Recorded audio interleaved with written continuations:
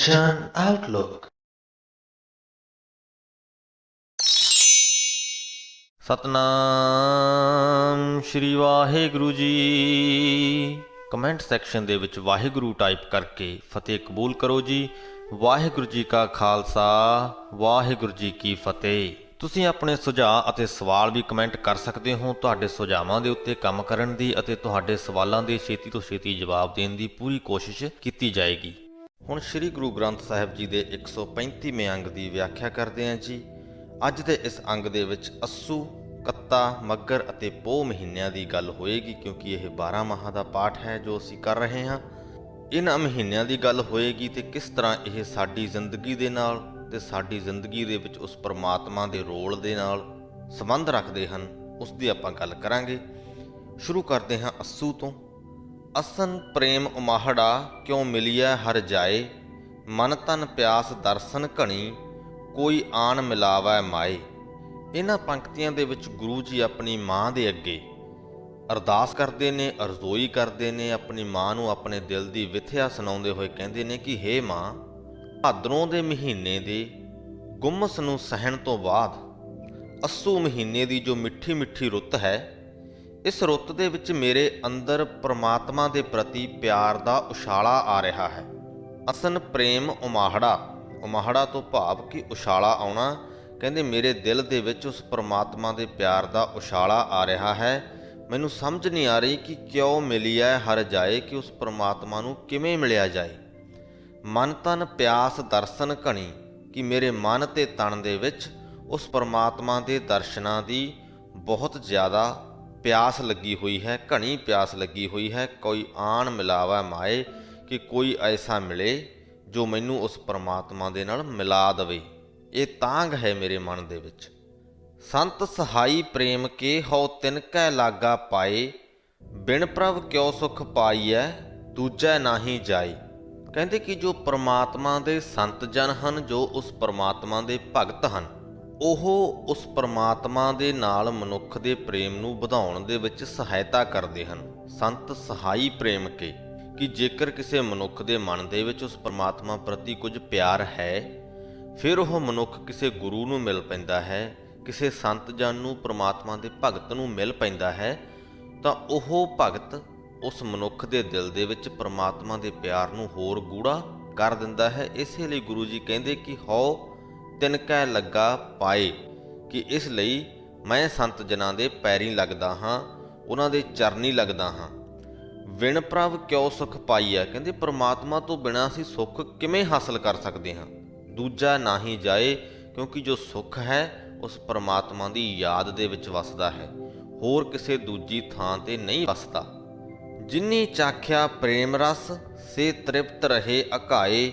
ਆਪ ਤਿਆਗ ਬਿਨਤੀ ਕਰੈ, ਲਿਹੋ ਪ੍ਰਭ ਲੜ ਲਾਏ। ਜਿਨ੍ਹਾਂ ਮਨੁੱਖਾਂ ਨੇ ਪਰਮਾਤਮਾ ਦੇ ਪਿਆਰ ਦਾ ਸਵਾਦ ਚੱਖ ਲਿਆ ਹੈ, ਜਿਨੀ ਚਾਖਿਆ ਪ੍ਰੇਮ ਰਸ, ਸੇ ਤ੍ਰਿਪਤ ਰਹੇ ਅਕਾਏ, ਉਹ ਮਾਇਆ ਵੱਲੋਂ ਰੱਜ ਜਾਂਦੇ ਹਨ, ਤ੍ਰਿਪਤ ਹੋ ਜਾਂਦੇ ਹਨ ਮਾਇਆ ਮੋਹ ਦੇ ਵੱਲੋਂ। ਉਹਨਾਂ ਨੂੰ ਕਿਸੇ ਹੋਰ ਚੀਜ਼ ਦੀ ਭੁੱਖ ਪਿਆਸ ਨਹੀਂ ਰਹਿੰਦੀ। ਆਪ ਤਿਆਗ ਬਿਨਤੀ ਕਰੇ, ਉਹ ਆਪਣਾ ਆਪਾ ਭਾਵ ਖਤਮ ਕਰਕੇ, ਆਪਣੀ ਮੈਂ ਨੂੰ ਤਿਆਗ ਕੇ ਉਸ ਪਰਮਾਤਮਾ ਅੱਗੇ ਅਰਦਾਸ ਕਰਦੇ ਹਨ ਕਿ ਲਿਹੋ ਪ੍ਰਭ ਲੜ ਲਾਏ, ਕਿ ਹੇ ਪਰਮਾਤਮਾ ਤੂੰ ਸਾਨੂੰ ਆਪਣੇ ਲੜ ਲਾਈ ਰੱਖ। ਜੋ ਹਰ ਕੰਤ ਮਿਲਾਈਆ, ਸੇ ਵਿਛੜ ਕਤੈ ਨਾ ਜਾਏ। ਪ੍ਰਭ ਬਿਨ ਦੂਜਾ ਕੋ ਨਹੀਂ, ਨਾਨਕ ਹਰ ਸਰਨਾਏ। ਅੱਸੂ ਸੁਖੀ ਵਸੰਦੀਆਂ, ਜਿਨ੍ਹਾਂ ਮਇਆ ਹਰ ਰਾਏ। ਜੋ ਸਾਡੇ ਦੁਨਿਆਵੀ ਰਿਸ਼ਤੇ ਹਨ, ਉਹਨਾਂ ਤੋਂ ਕਿਤੇ ਨਾ ਕਿਤੇ, ਕਿਸੇ ਨਾ ਕਿਸੇ ਵੇਲੇ ਸਾਡਾ ਮਨ ਹੋ ਸਕਦਾ ਅੱਕ ਜਾਵੇ। ਹੋ ਸਕਦਾ ਕਿਸੇ ਮਨੁੱਖ ਨੂੰ ਜਿਹਨੂੰ ਅਸੀਂ ਬਹੁਤ ਜ਼ਿਆਦਾ ਪਿਆਰ ਕਰਦੇ ਹਾਂ, ਉਹ ਸਾਡਾ ਰਿਸ਼ਤੇਦਾਰ ਹੈ, ਸਕਾ ਸੰਬੰਧੀ ਹੈ। ਹੋ ਸਕਦਾ ਹੈ ਕਿ ਕੋਈ ਵੇਲਾ ਆਵੇ ਕਿ ਜਦੋਂ ਉਹ ਸਾਨੂੰ ਚੰਗਾ ਲੱਗਣੋਂ ਹਟ ਜਾਵੇ, ਬੇਸ਼ੱਕ ਕੁਝ ਪਲ ਦੇ ਲਈ ਹੀ ਸਹੀ। ਪਰ ਜਦੋਂ ਸਾਡਾ ਪਰਮਾਤਮਾ ਦੇ ਨਾਲ ਪਿਆਰ ਪੈ ਜਾਵੇ, ਪਰਮਾਤਮਾ ਦੇ ਨਾਲ ਸਾਂਝ ਇੱਕ ਵਾਰੀ ਪੈ ਜਾਵੇ, ਤਾਂ ਉਹ ਸਵਾਦ ਹੀ ਐਸਾ ਹੈ, ਉਹ ਪਰਮਾਤਮਾ ਦਾ ਪ੍ਰੇਮ ਰਸ ਹੀ ਐਸਾ ਹੈ ਕਿ ਉਹ ਸਾਂਝ ਕਦੇ ਫਿਰ ਟੁੱਟਦੀ ਨਹੀਂ। ਉਸ ਪਰਮਾਤਮਾ ਦੇ ਪ੍ਰਤੀ ਸਾਡਾ ਜੋ ਪ੍ਰੇਮ ਹੈ ਉਹ ਕਦੇ ਵੀ ਘਟਦਾ ਨਹੀਂ। ਉਹੀ ਗੁਰੂ ਜੀ ਕਹਿੰਦੇ ਨੇ ਕਿ ਜੋ ਹਰ ਕੰਤ ਮਿਲਾਈਆ, ਸੇ ਵਿਛੜ ਕਤੈ ਨਾ ਜਾਏ, ਕਿ ਜਿਨ੍ਹਾਂ ਜੀਵ ਇਸਤਰੀਆਂ ਨੂੰ ਪਰਮਾਤਮਾ ਪਤੀ ਨੇ ਆਪਣੇ ਵਿੱਚ ਰਲਾ ਲਿਆ ਹੈ, ਆਪਣੇ ਨਾਲ ਮਿਲਾ ਲਿਆ ਹੈ, ਉਹ ਉਸ ਤੋਂ ਵਿਛੜ ਕੇ ਕਦੇ ਵੀ ਦੂਰ ਨਹੀਂ ਜਾਂਦੀਆਂ। ਉਹਨਾਂ ਨੂੰ ਇਸ ਗੱਲ ਦੀ ਸਮਝ ਪੈ ਜਾਂਦੀ ਹੈ ਕਿ ਪ੍ਰਭ ਬਿਨ ਦੂਜਾ ਕੋ ਨਹੀਂ, ਨਾਨਕ ਹਰ ਸਰਨਾਈ, ਕਿ ਪ੍ਰਭੂ ਤੋਂ ਬਿਨਾਂ ਸਾਡੀ ਜ਼ਿੰਦਗੀ ਦਾ ਹੋਰ ਕੋਈ ਆਸਰਾ ਨਹੀਂ ਹੈ। ਇਸ ਲਈ ਸਾਨੂੰ ਉਸ ਪਰਮਾਤਮਾ ਦੀ, ਉਸ ਹਰੀ ਦੀ ਸ਼ਰਨ ਦੇ ਵਿੱਚ ਪਏ ਰਹਿਣਾ ਚਾਹੀਦਾ ਹੈ। ਅੱਸੂ ਸੁਖੀ ਵਸੰਦੀਆਂ ਜਿਨ੍ਹਾਂ ਮਇਆ ਹਰ ਰਾਏ। ਮਇਆ ਸ਼ਬਦ ਦਾ ਅਰਥ ਅਸੀਂ ਕੱਲ੍ਹ ਵੀ ਕੀਤਾ ਸੀ ਕਿ ਇਹਦਾ ਅਰਥ ਹੈ ਦਇਆ, ਕਿਰਪਾ। ਸੋ ਗੁਰੂ ਜੀ ਕਹਿੰਦੇ ਕਿ ਅੱਸੂ ਦੇ ਮਹੀਨੇ ਦੇ ਵਿੱਚ, ਅੱਸੂ ਦੀ ਮਿੱਠੀ ਮਿੱਠੀ ਰੁੱਤ ਦੇ ਵਿੱਚ ਉਹ ਜੀਵ ਇਸਤਰੀਆਂ ਸੁਖੀ ਵਸਦੀਆਂ ਹਨ ਜਿਨ੍ਹਾਂ ਉੱਤੇ ਪਰਮਾਤਮਾ ਦੀ ਕਿਰਪਾ ਹੁੰਦੀ ਹੈ। ਕਤਕ ਕਰਮ ਕਮਾਵਣੇ ਦੋਸ ਨਾ ਕਾਹੂ ਜੋਗ, ਪਰਮੇਸ਼ਰ ਤੇ ਭੁੱਲਿਆਂ ਵਿਆਪਨ ਸਵੇ ਰੋਗ। ਕਹਿੰਦੇ ਕੱਤਕ ਮਹੀਨੇ ਦੀ ਸੁਹਾਵਣੀ ਰੁੱਤ ਦੇ ਵਿੱਚ, ਠੰਡੀ ਬਹਾਰ ਦੇ ਵਿੱਚ ਵੀ ਜੇ ਸਾਡਾ ਪਰਮਾਤਮਾ ਪਤੀ ਦੇ ਨਾਲੋਂ ਵਿਛੋੜਾ ਪਿਆ ਰਿਹਾ ਤਾਂ ਇਹ ਸਾਡੇ ਕੀਤੇ ਹੋਏ ਕਰਮਾਂ ਦਾ ਹੀ ਸਿੱਟਾ ਹੋਏਗਾ। ਕੱਤਕ ਕਰਮ ਕਮਾਵਣੇ, ਕਿ ਜੋ ਵੀ ਅਸੀਂ ਕਰਮ ਕੀਤੇ ਨੇ, ਜਾਂ ਇਹ ਕਹਿ ਲਈਏ ਕਿ ਉਸ ਸਾਲ ਦੇ ਵਿੱਚ ਜਿਸ ਤਰ੍ਹਾਂ ਦੇ ਵੀ ਅਸੀਂ ਜ਼ਿੰਦਗੀ ਬਤੀਤ ਕੀਤੀ ਹੈ, ਜੋ ਵੀ ਅਸੀਂ ਸਿੱਖਿਆ ਹੈ, ਜੋ ਵੀ ਅਸੀਂ ਵਿਚਾਰ ਆਪਣੇ ਮਨ ਦੇ ਵਿੱਚ ਉਤਪੰਨ ਕੀਤੇ ਨੇ, ਉਹਨਾਂ ਦਾ ਹੀ ਸਿੱਟਾ ਹੋਏਗਾ ਕਿ ਅਸੀਂ ਕੱਤਕ ਦੇ ਮਹੀਨੇ ਦੇ ਵਿੱਚ ਪਰਮਾਤਮਾ ਦੇ ਨਾਲ ਸਾਂਝ ਪਾ ਪਾਉਂਦੇ ਹਾਂ ਜਾਂ ਨਹੀਂ। ਦੋਸ ਨਾ ਕਾਹੂ ਜੋਗ, ਅਸੀਂ ਕਿਸੇ ਦੂਸਰੇ ਨੂੰ ਦੋਸ਼ ਨਹੀਂ ਦੇ ਸਕਦੇ। ਅਸੀਂ ਇਹ ਨਹੀਂ ਕਹਿ ਸਕਦੇ ਕਿ ਮੈਂ ਤੇਰੀ ਸੰਗਤ ਦੇ ਵਿੱਚ ਸੀ, ਇਸ ਕਰਕੇ ਮੇਰਾ ਪਰਮਾਤਮਾ ਦੇ ਨਾਲ ਮੋਹ ਨਹੀਂ ਪਿਆ। ਇਹ ਸਾਡੇ ਆਪਣੇ ਹੱਥ ਦੇ ਵਿੱਚ ਹੈ ਕਿ ਅਸੀਂ ਉਸ ਪਰਮਾਤਮਾ ਦੇ ਨਾਲ ਪਿਆਰ ਪਾਉਣਾ ਹੈ ਜਾਂ ਨਹੀਂ। ਪਰਮੇਸ਼ਰ ਤੇ ਭੁੱਲਿਆਂ, ਕਿ ਜਿਹੜੇ ਮਨੁੱਖ ਪਰਮਾਤਮਾ ਤੋਂ ਵਿਛੜੇ ਰਹਿੰਦੇ ਹਨ, ਪਰਮਾਤਮਾ ਦੀ ਯਾਦ ਤੋਂ ਖੁੰਝੇ ਰਹਿੰਦੇ ਹਨ, ਵਿਆਪਨ ਸਭੇ ਰੋਗ, ਉਹ ਦੁਨੀਆ ਦੇ ਹਰ ਪ੍ਰਕਾਰ ਦੇ ਦੁੱਖਾਂ ਕਲੇਸ਼ਾਂ ਦਾ ਸ਼ਿਕਾਰ ਹੋਏ ਰਹਿੰਦੇ ਹਨ, ਦੁਖੀ ਹੋਏ ਰਹਿੰਦੇ ਹਨ। ਬੇਮੁਖ ਹੋਏ ਰਾਮ ਤੇ ਲੱਗਨ ਜਨਮ ਵਿਯੋਗ, ਖਿਨ ਮਹਿ ਕੌੜੇ ਹੋਏ ਗਏ ਜਿਤੜੇ ਮਾਇਆ ਭੋਗ। ਜਿਹੜੇ ਅੱਜ ਉਸ ਪਰਮਾਤਮਾ ਤੋਂ, ਉਸ ਰਾਮ ਤੋਂ ਬੇਮੁਖ ਹੋਏ ਨੇ, ਉਹਨਾਂ ਨੂੰ ਪਰਮਾਤਮਾ ਦੇ ਵਿਛੋੜੇ ਦਾ, ਜਨਮ ਜਨਮਾਂਤਰਾਂ ਦਾ ਵਿਯੋਗ ਲੱਗ ਜਾਏਗਾ। ਉਹ ਪਰਮਾਤਮਾ ਤੋਂ ਵਿਛੜੇ ਹੀ ਰਹਿਣਗੇ। ਤੇ ਪਰਮਾਤਮਾ ਤੋਂ ਵਿਛੜਨ ਦਾ ਕਾਰਨ ਕੀ ਹੈ? ਜੋ ਅਸੀਂ ਮਾਇਆ ਮੋਹ ਦੇ ਨਾਲ ਜੁੜੇ ਹੋਏ ਹਾਂ। ਅਸੀਂ ਮਾਇਆ ਨੂੰ ਚੇਤੇ ਕਰਦੇ ਹਾਂ, ਪਰਮਾਤਮਾ ਨੂੰ ਚੇਤੇ ਨਹੀਂ ਕਰਦੇ। ਜਦ ਕਿ ਇਹ ਇੱਕ ਅਟੱਲ ਸੱਚਾਈ ਹੈ ਕਿ ਖਿਨ ਮਹਿ ਕੌੜੇ ਹੋਏ ਗਏ ਜਿਤੜੇ ਮਾਇਆ ਭੋਗ, ਕਿ ਮਾਇਆ ਦੇ ਜਿੰਨੇ ਵੀ ਭੋਗ ਅਸੀਂ ਇਕੱਠੇ ਕਰ ਰਹੇ ਹਾਂ, ਦੁਨਿਆਵੀ ਪਦਾਰਥ, ਦੁਨਿਆਵੀ ਰਸਮਈ ਪਦਾਰਥ ਜਿੰਨੇ ਅਸੀਂ ਇਕੱਠੇ ਕਰ ਰਹੇ ਹਾਂ, ਜਿਨ੍ਹਾਂ ਦਾ ਸਵਾਦ ਅਸੀਂ ਆਪਣੇ ਆਪ ਨੂੰ ਲਗਾ ਰੱਖਿਆ ਹੈ, ਉਹ ਇੱਕ ਪਲ ਦੇ ਵਿੱਚ ਕੌੜੇ ਹੋ ਜਾਂਦੇ ਹਨ, ਇੱਕ ਪਲ ਦੇ ਵਿੱਚ ਸਾਡੇ ਤੋਂ ਖੁੱਸ ਵੀ ਜਾਂਦੇ ਹਨ।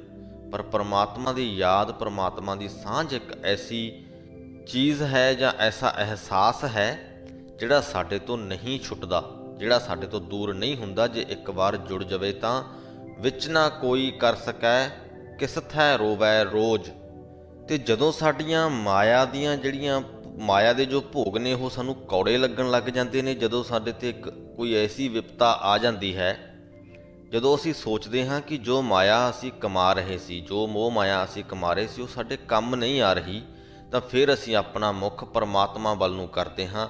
ਫਿਰ ਅਸੀਂ ਪਰਮਾਤਮਾ ਅੱਗੇ ਅਰਦਾਸਾਂ ਕਰਦੇ ਹਾਂ ਕਿ ਸਾਨੂੰ ਇਸ ਵਿਪਤਾ ਦੇ ਵਿੱਚੋਂ ਕੱਢ ਲੈ।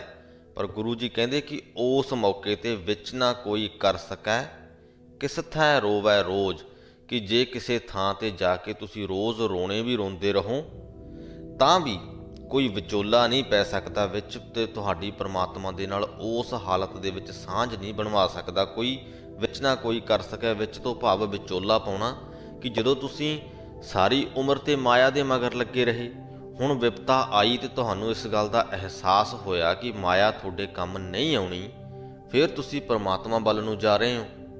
ਫਿਰ ਤੁਸੀਂ ਇਹ ਸੋਚਦੇ ਹੋ ਕਿ ਸ਼ਾਇਦ ਕੋਈ ਹੋਵੇ, ਤੁਸੀਂ ਦਰ ਦਰ ਤੇ ਜਾ ਕੇ ਰੋਣੇ ਰੋਂਦੇ ਹੋ ਕਿ ਕੋਈ ਪਰਮਾਤਮਾ ਦੇ ਨਾਲ ਸਾਡੀ ਸਾਂਝ ਬਣਵਾ ਦੇਵੇ। ਪਰ ਗੁਰੂ ਜੀ ਕਹਿੰਦੇ ਉਸ ਵਕਤ ਤੱਕ ਬਹੁਤ ਦੇਰ ਹੋ ਚੁੱਕੀ ਹੁੰਦੀ ਹੈ, ਉਦੋਂ ਅਸੀਂ ਸਾਂਝ ਨਹੀਂ ਪਾ ਸਕਦੇ। ਉਦੋਂ ਕੋਈ ਵੀ ਵਿਚੋਲਾ ਵਿੱਚ ਨਹੀਂ ਪੈ ਸਕਦਾ ਜਿਹੜਾ ਸਾਡੀ ਪਰਮਾਤਮਾ ਦੇ ਨਾਲ ਸਾਂਝ ਪਵਾ ਸਕੇ। ਕੀਤਾ ਕਿਛ ਨਾ ਹੋਵਈ ਲਿਖਿਆ ਧੁਰ ਸੰਜੋਗ, ਉਸ ਵਕਤ ਸਾਡੇ ਕੁਝ ਕੀਤਿਆਂ ਕੁਝ ਨਹੀਂ ਹੁੰਦਾ।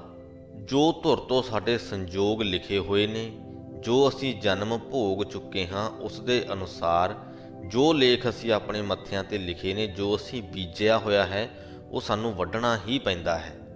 ਵਡਭਾਗੀ ਮੇਰਾ ਪ੍ਰਭ ਮਿਲੈ, ਤਾਂ ਉਤਰੈ ਸਭ ਵਿਯੋਗ।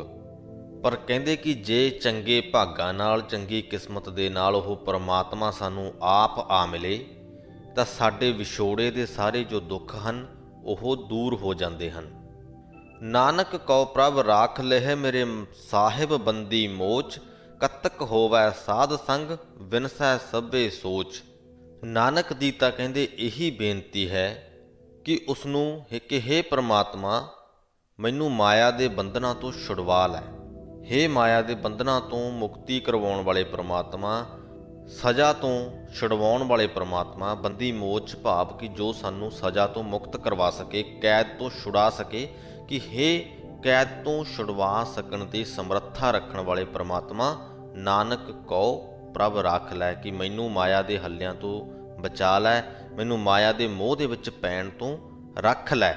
ਕਤਕ ਹੋਵੈ ਸਾਧ ਸੰਗ, ਕਿ ਜੇਕਰ ਕਤਕ ਦੀ ਸਵਾਦਲੀ ਰੁੱਤ ਦੇ ਵਿੱਚ ਸਾਧ ਸੰਗਤ ਮਿਲ ਜਾਏ ਤਾਂ ਵਿਨਸੈ ਸਭੇ ਸੋਚ। ਸੋਚ ਤੋਂ ਭਾਵ ਕਿ ਫਿਕਰ, ਸੋਚਾਂ ਜੋ ਅਸੀਂ ਸੋਚਦੇ ਰਹਿੰਦੇ ਹਾਂ, ਫਿਰ ਕਹਿੰਦੇ ਸਾਡੀਆਂ ਉਹ ਸਾਰੀਆਂ ਸੋਚਾਂ ਨਾਸ ਹੋ ਜਾਂਦੀਆਂ ਨੇ, ਸਾਡੇ ਸਾਰੇ ਫਿਕਰ ਖਤਮ ਹੋ ਜਾਂਦੇ ਨੇ। ਮੰਗਰ ਮਾਹੇ ਸੁਹੰਦੀਆਂ ਹਰ ਪਿਰ ਸੰਗ ਬੈਠੜੀਆ, ਤਿਨਕੀ ਸੋਭਾ ਕਿਆ ਗਨੀ ਜੇ ਸਾਹਿਬ ਮੇਲੜੀਆ। ਮੱਘਰ ਦੇ ਠੰਡੇ ਮਹੀਨੇ ਦੇ ਵਿੱਚ ਉਹ ਜੀਵ ਇਸਤਰੀਆਂ ਸੁਹੰਦੀਆਂ ਹਨ, ਸੋਹਣੀਆਂ ਲੱਗਦੀਆਂ ਹਨ, ਜਿਹੜੀਆਂ ਆਪਣੇ ਪਤੀ ਪ੍ਰਭੂ ਦੇ ਨਾਲ ਬੈਠੀਆਂ ਹਨ, ਸੰਗ ਬੈਠੀਆਂ ਹਨ। ਉਹਨਾਂ ਦੀ ਸ਼ੋਭਾ ਬਿਆਨ ਨਹੀਂ ਕੀਤੀ ਜਾ ਸਕਦੀ, ਜਿਨ੍ਹਾਂ ਨੂੰ ਉਸ ਮਾਲਕ ਪ੍ਰਭੂ ਨੇ ਆਪਣੇ ਨਾਲ ਮਿਲਾ ਲਿਆ ਹੈ। ਤਨ ਮਨ ਮੌਲਿਆ ਰਾਮ ਸਿਓ, ਸੰਗ ਸਾਧ ਸਹੇਲੜੀਆ। ਉਹਨਾਂ ਦਾ ਮਨ ਅਤੇ ਤਨ ਸਦਾ ਖਿੜਿਆ ਰਹਿੰਦਾ ਹੈ, ਜੋ ਸਤਸੰਗੀ ਸਹੇਲੀਆਂ ਦੀ ਸੰਗਤ ਦੇ ਵਿੱਚ ਜੁੜਦੀਆਂ ਹਨ ਤੇ ਉਸ ਪ੍ਰਮਾਤਮਾ ਦੀ ਯਾਦ ਦੇ ਵਿੱਚ ਆਪਣੇ ਮਨ ਨੂੰ ਟਿਕਾਈ ਰੱਖਦੀਆਂ ਹਨ। ਸਾਧ ਜਨਾਂ ਤੇ ਬਾਹਰੀ ਸੇ ਰਹਿਣ ਅਕੇਲੜੀਆਂ, ਤੇ ਜਿਹੜੀਆਂ ਸਾਧ ਸੰਗਤ ਦੇ ਵਿੱਚ ਨਹੀਂ ਜੁੜਦੀਆਂ ਉਹ ਇਕੱਲੀਆਂ ਹੀ ਰਹਿ ਜਾਂਦੀਆਂ ਹਨ। ਹੁਣ ਇੱਥੇ ਇੱਕ ਤੇ ਫਿਜ਼ੀਕਲ ਤੌਰ ਤੇ ਅਸੀਂ ਗੱਲ ਕਰਦੇ ਹਾਂ ਕਿ ਸਾਫ਼ ਜਿਹੀ ਗੱਲ ਹੈ ਕਿ ਜੇਕਰ ਅਸੀਂ ਗਰੁੱਪ ਦੇ ਵਿੱਚ ਨਹੀਂ ਜੁੜ ਰਹੇ, ਸਾਧ ਸੰਗਤ ਦੇ ਵਿੱਚ ਨਹੀਂ ਜੁੜ ਰਹੇ ਤਾਂ ਅਸੀਂ ਇਕੱਲੇ ਬੈਠੇ ਹਾਂ। ਪਰ ਇੱਥੇ ਗੱਲ ਹੋ ਰਹੀ ਹੈ ਮਨ ਦੀ, ਕਿ ਜੇਕਰ ਸਾਡਾ ਮਨ ਸਾਧ ਸੰਗਤ ਦੇ ਵਿੱਚ ਨਹੀਂ ਜੁੜਿਆ ਹੋਇਆ ਤਾਂ ਅਸੀਂ ਇਕੱਲੇ ਬੈਠੇ ਤਾਂ ਹਾਂ ਹੀ, ਪਰ ਉਹ ਇਕੱਲਾਪਣ ਸਾਨੂੰ ਮਹਿਸੂਸ ਵੀ ਹੁੰਦਾ ਹੈ, ਉਹ ਇਕੱਲਾਪਣ ਸਾਨੂੰ ਖਾਂਦਾ ਵੀ ਹੈ ਅੰਦਰੋਂ ਅੰਦਰੀ। ਤਿੰਨ ਦੁੱਖ ਨਾ ਕਬਹੂ ਉਤਰੈ, ਸੇ ਜਮ ਕੈ ਵਸ ਪੜੀਆ। ਤੇ ਜਿਹੜੀਆਂ ਇਕੱਲੀਆਂ ਰਹਿ ਜਾਂਦੀਆਂ ਹਨ ਉਹਨਾਂ ਦਾ ਵਿਕਾਰਾਂ ਤੋਂ ਉਪਜਿਆ ਹੋਇਆ ਜੋ ਦੁੱਖ ਹੈ ਉਹ ਕਦੇ ਖਤਮ ਨਹੀਂ ਹੁੰਦਾ। ਤਿੰਨ ਦੁੱਖ ਨਾ ਕਬਹੂ ਉਤਰੈ, ਸੇ ਜਮ ਕੈ ਵਸ ਪੜੀਆਂ। ਜਮ ਇੱਥੇ ਵਿਕਾਰਾਂ ਨੂੰ ਵੀ ਕਿਹਾ ਜਾ ਸਕਦਾ ਹੈ ਕਿ ਜੋ ਵਿਕਾਰਾਂ ਦੇ ਵੱਸ ਪੈ ਗਈਆਂ ਹਨ, ਇਕੱਲੀਆਂ ਰਹਿੰਦੀਆਂ ਹੋਈਆਂ। ਜਿਸ ਤਰ੍ਹਾਂ ਅਸੀਂ ਆਮ ਹੀ ਕਹਿੰਦੇ ਹਾਂ ਕਿ ਵਿਹਲਾ ਮਨ ਸ਼ੈਤਾਨ ਦਾ ਘਰ ਹੁੰਦਾ ਹੈ, ਕਿ ਜਦੋਂ ਅਸੀਂ ਵਿਹਲੇ ਹਾਂ, ਇਕੱਲੇ ਹਾਂ, ਕਿਸੇ ਸਾਧ ਸੰਗੀ ਸਹੇਲੀ ਦਾ ਸਾਡੇ ਨਾਲ ਸਾਥ ਨਹੀਂ ਹੈ, ਤਾਂ ਸਾਡਾ ਇਕੱਲਾ ਮਨ ਵਿਕਾਰਾਂ ਦੇ ਹੀ ਵੱਸ ਪੈਂਦਾ ਹੈ ਤੇ ਉਹ ਵਿਕਾਰਾਂ ਤੋਂ ਜੋ ਦੁੱਖ ਉਪਜਦੇ ਹਨ ਉਹ ਸਾਡੇ ਫਿਰ ਕਦੇ ਉਤਰਦੇ ਨਹੀਂ। ਕਿਉਂਕਿ ਜਿੰਨਾ ਚਿਰ ਅਸੀਂ ਇਕੱਲੇ ਬੈਠੇ ਰਹਾਂਗੇ, ਸਾਧ ਸੰਗਤ ਦੇ ਵਿੱਚ ਜਾ ਕੇ ਨਹੀਂ ਜੁੜਾਂਗੇ, ਕਿਸੇ ਗੁਰੂ ਦੇ ਲੜ ਨਹੀਂ ਲੱਗਾਂਗੇ, ਤਾਂ ਸਾਡੇ ਮਨ ਦੇ ਵਿੱਚ ਉਸ ਪਰਮਾਤਮਾ ਦੇ ਪ੍ਰਤੀ ਪ੍ਰੇਮ ਉਜਾਗਰ ਨਹੀਂ ਹੋਏਗਾ। ਤੇ ਜਿੰਨਾ ਚਿਰ ਉਹ ਪ੍ਰੇਮ ਉਜਾਗਰ ਨਹੀਂ ਹੁੰਦਾ ਉਨਾ ਚਿਰ ਅਸੀਂ ਵਿਕਾਰਾਂ ਨੂੰ ਦੂਰ ਕਰਨ ਤੋਂ ਅਸਮਰੱਥ ਰਵਾਂਗੇ। ਜਿਨੀ ਰਾਵਿਆ ਪ੍ਰਭ ਆਪਣਾ, ਸੇ ਦਿਸਨ ਨਿਤ ਖੜੀਆ। ਖੜੀਆ ਤੋਂ ਭਾਵ ਸਾਵਧਾਨ, ਸੁਚੇਤ, ਕਿ ਜਿਹੜੀਆਂ ਪ੍ਰਮਾਤਮਾ ਨੂੰ ਰਾਵਦੀਆਂ ਹਨ, ਧਿਆਉਂਦੀਆਂ ਹਨ, ਉਹ ਵਿਕਾਰਾਂ ਵੱਲੋਂ ਸੁਚੇਤ ਦਿਖਦੀਆਂ ਹਨ। ਉਹਨਾਂ ਨੂੰ ਇਸ ਗੱਲ ਦਾ ਗਿਆਨ ਹੋ ਜਾਂਦਾ ਹੈ ਕਿ ਕਿਹੜੇ ਵਿਕਾਰ ਹਨ, ਕਦੋਂ ਉਹਨਾਂ ਦਾ ਮਨ ਵਿਕਾਰਾਂ ਵੱਲ ਨੂੰ ਜਾਂਦਾ ਹੈ ਤੇ ਉਹ ਆਪਣੇ ਮਨ ਨੂੰ ਰੋਕ ਸਕਦੀਆਂ ਹਨ। ਰਤਨ ਜਵੇਹਰ ਲਾਲ ਹਰ ਕੰਠ ਤਿਨਾ ਜੜੀਆ।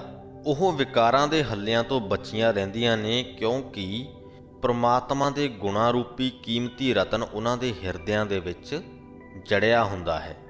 ਜਿਸ ਤਰ੍ਹਾਂ ਗਲਿਆਂ ਦੇ ਵਿੱਚ ਕੀਮਤੀ ਜਵਾਹਰਾਂ ਦਾ, ਕੀਮਤੀ ਹੀਰਿਆਂ ਦਾ ਹਾਰ ਪਾਇਆ ਜਾਂਦਾ ਹੈ, ਉਸੇ ਤਰ੍ਹਾਂ ਹੀ ਉਨਾ ਹੀ ਕੀਮਤੀ ਪ੍ਰਮਾਤਮਾ ਦਾ ਨਾਮ ਜਦੋਂ ਅਸੀਂ ਆਪਣੇ ਹਿਰਦੇ ਦੇ ਵਿੱਚ ਵਸਾ ਲੈਂਦੇ ਹਾਂ ਤਾਂ ਅਸੀਂ ਵਿਕਾਰਾਂ ਵੱਲੋਂ ਸੁਚੇਤ ਰਹਿੰਦੇ ਹਾਂ। ਤੇ ਸੁਚੇਤ ਰਹਿਣਾ ਹੀ ਵਿਕਾਰਾਂ ਤੋਂ ਬਚਣ ਦਾ ਪਹਿਲਾ ਸਟੈਪ ਹੈ।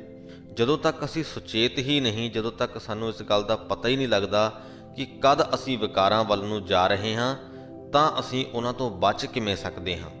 ਜਦੋਂ ਸਾਨੂੰ ਇਸ ਗੱਲ ਦਾ ਪਤਾ ਲੱਗਣਾ ਸ਼ੁਰੂ ਹੋ ਗਿਆ ਕਿ ਹੁਣ ਮੇਰਾ ਮਨ ਵਿਕਾਰਾਂ ਵੱਲ ਨੂੰ ਜਾ ਰਿਹਾ ਹੈ, ਤਾਂ ਅਸੀਂ ਉਸ ਨੂੰ ਰੋਕ ਵੀ ਸਕਦੇ ਹਾਂ। ਨਾਨਕ ਵਾਂਛੈ ਧੂੜ ਤਿਨ ਪ੍ਰਭ ਸਰਨੀ ਦਰ ਪੜੀਆ। ਵਾਂਛੈ ਭਾਵ ਮੰਗਦਾ ਹੈ ਕਿ ਨਾਨਕ ਉਹਨਾਂ ਸਤ ਸੰਗੀਆਂ ਦੇ ਚਰਨਾਂ ਦੀ ਧੂੜ ਮੰਗਦਾ ਹੈ ਜੋ ਪ੍ਰਭੂ ਦੇ ਦਰ ਤੇ ਪਏ ਰਹਿੰਦੇ ਹਨ। ਮੰਗਰ ਪ੍ਰਭ ਆਰਾਧਨਾ ਬਹੁੜ ਨਾ ਜਨ ਮੜੀਆ। ਮੱਗਰ ਦੇ ਵਿੱਚ ਪ੍ਰਮਾਤਮਾ ਦਾ ਸਿਮਰਨ ਕੀਤਿਆਂ ਜਨਮ ਮਰਨ ਦਾ ਗੇੜ ਸਾਨੂੰ ਤੰਗ ਨਹੀਂ ਕਰਦਾ। ਜਨਮ ਮਰਨ ਦਾ ਜੋ ਗੇੜ ਹੈ ਸਾਡੇ ਤੇ ਵਾਪਸ ਬੌੜਦਾ ਨਹੀਂ, ਮੁੜ ਕੇ ਆਉਂਦਾ ਨਹੀਂ।